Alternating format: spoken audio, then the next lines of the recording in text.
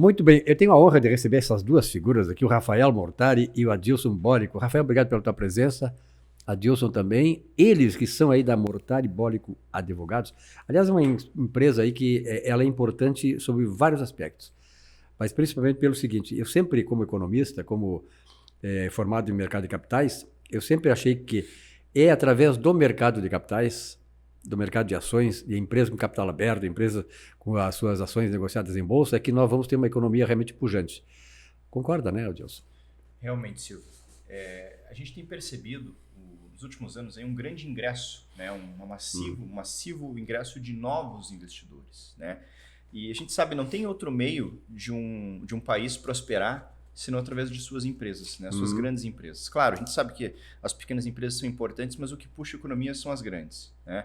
E não existe outra forma delas se financiarem senão, né, pela economia popular. Isso se dá através do investimento dos investidores, né? Do trabalhador, do servidor público, do empresário que aporta suas economias ali.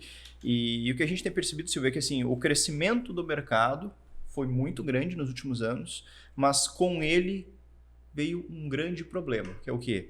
A legislação não acompanhou. Né? As práticas abusivas viram um caminho aberto aí para se impregnar no patrimônio dos investidores e a gente está percebendo assim, há muito do que melhorar ainda, né? Muito do que melhorar, as empresas precisam melhorar o seu atendimento, a legislação precisa evoluir, o judiciário precisa evoluir, porque os investidores estão sendo desrespeitados em muitos de seus direitos, porque hoje, Silvio, o investidor ele é também consumidor.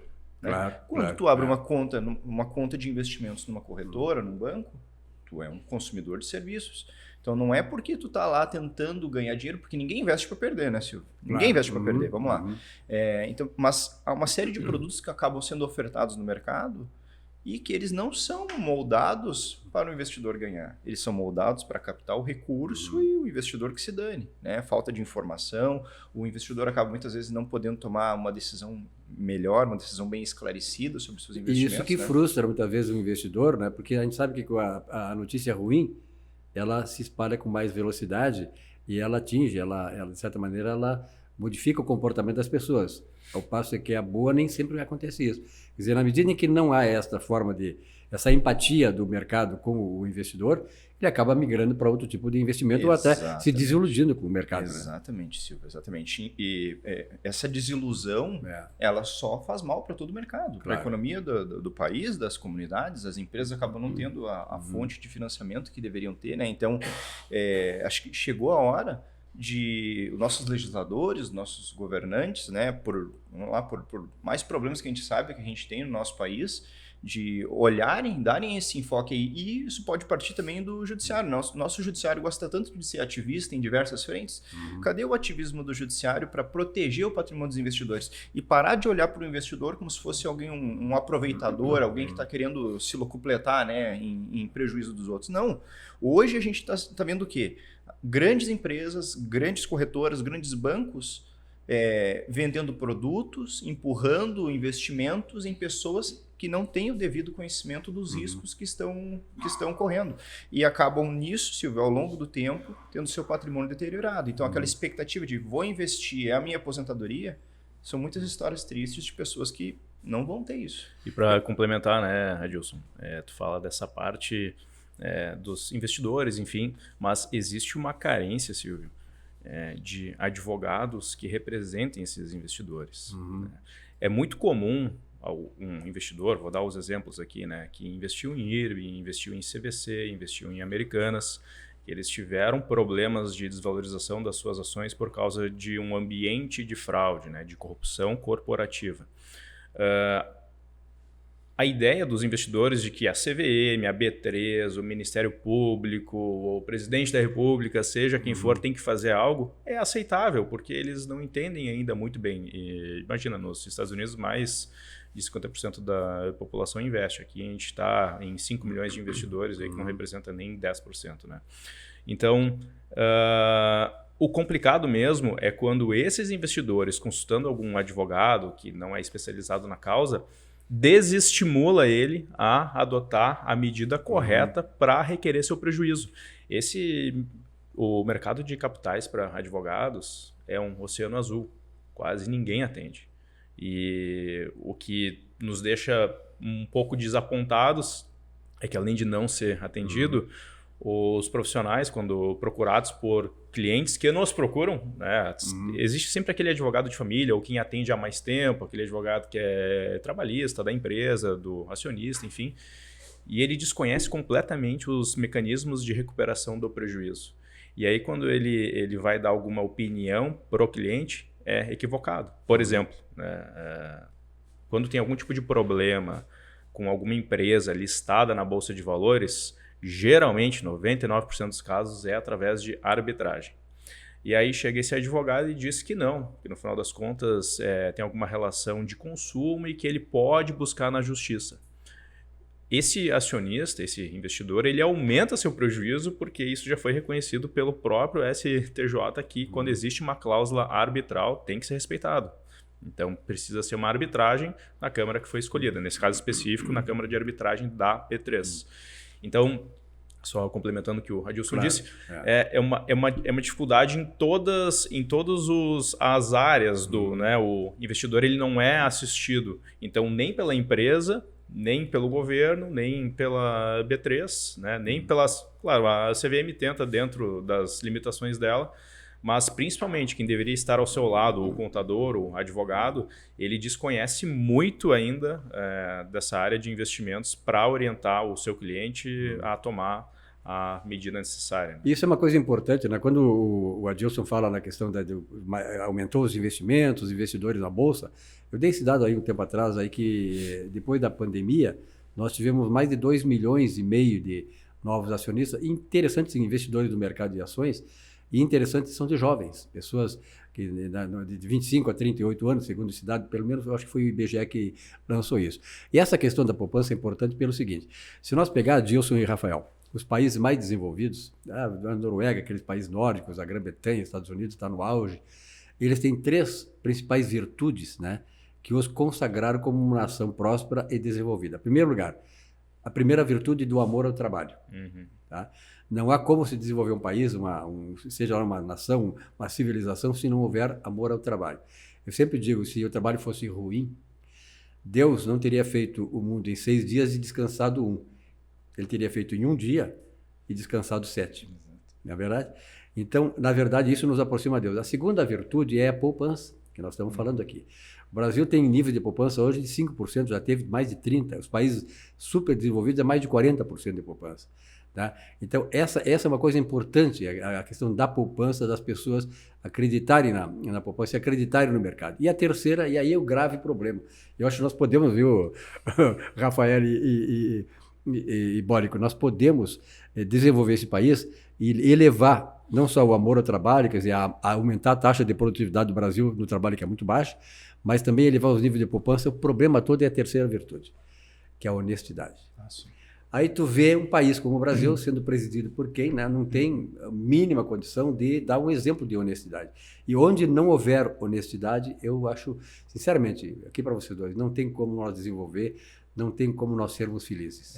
Aí a gente tem uma questão cultural, né, Silvio? Já que a gente entrou um pouco nisso, a gente tem aspectos culturais e psicológicos que a gente analisa nos investidores, né?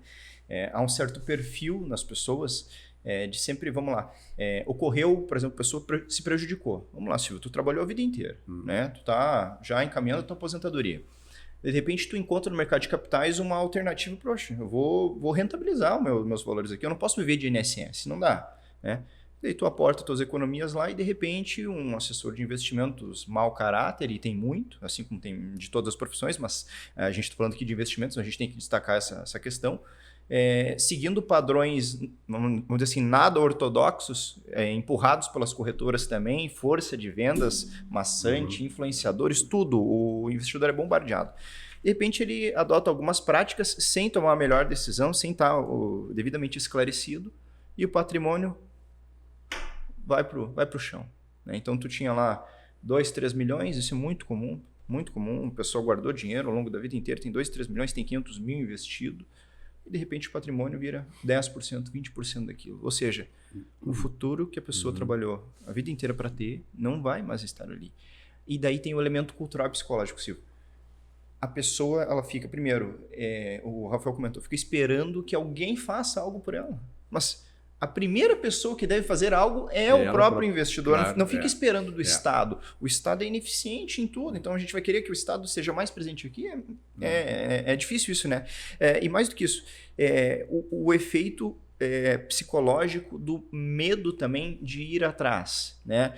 Mas pois e agora? O que eu faço? Porque não vai dar certo. Mas espera aí. Foi fácil construir aquele patrimônio? Foi fácil? Não foi. Em poucos casos tu vai ter um herdeiro ou algo assim. Então, não foi fácil adquirir o patrimônio.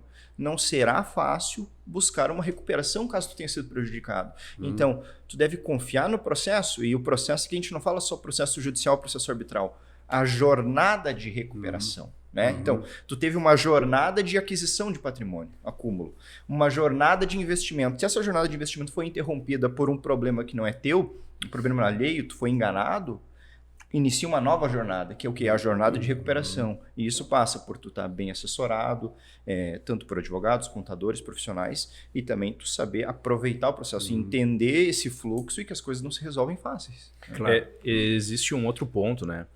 A quebra do monopólio dos grandes bancos para investimento, quando surgiu a XP e outras corretoras menores, elas democratizaram o investimento. Então, por um simples acesso na palma da mão, tu consegue um CDB hoje de 100% do CDI, que até então era inexistente. E com essa estrutura, que acredito que foi a XP que estreou, né, de escritórios credenciados, são outras estruturas que são criadas com base nessa estrutura mestre, que é ótima. Agora, esses escritórios, eles são formados por equipes independentes, que são criadas como qualquer outra empresa. E aí se gera um problema que tu tira o monopólio dos bancos, dos gerentes, e tu democratiza de uma forma que pessoas com má índole podem te recomendar investimentos. Então, por mais que tenha sido muito bom, né, essa quebra de monopólio, onde a concorrência surgiu, existe uma picaretagem hoje sem precedentes. Esse é o problema, né? Exatamente. Tem escritórios que são credenciados essas. Hoje não é mais a XP só, né? Tem BTG, Safra. Mas os maiores problemas a gente vê de escritórios que são credenciados a XP, mas não tem nada a ver com a XP, né? Porque ela foi uma das primeiras. Então, assim, tem gente que sai de bancão, que tem todo o dinheiro dele ali, 2, 3 milhões de reais que economizou pela vida inteira, num CDB aí de 80% do CDI, chega um assessor de investimentos, toma um café contigo, né? Ou mau assessor de investimentos, toma um café contigo e diz para tu botar num ótimo tipo de produto. Aí ele te entuba tudo em COI. Né? Tem um cliente hoje que ele tirou...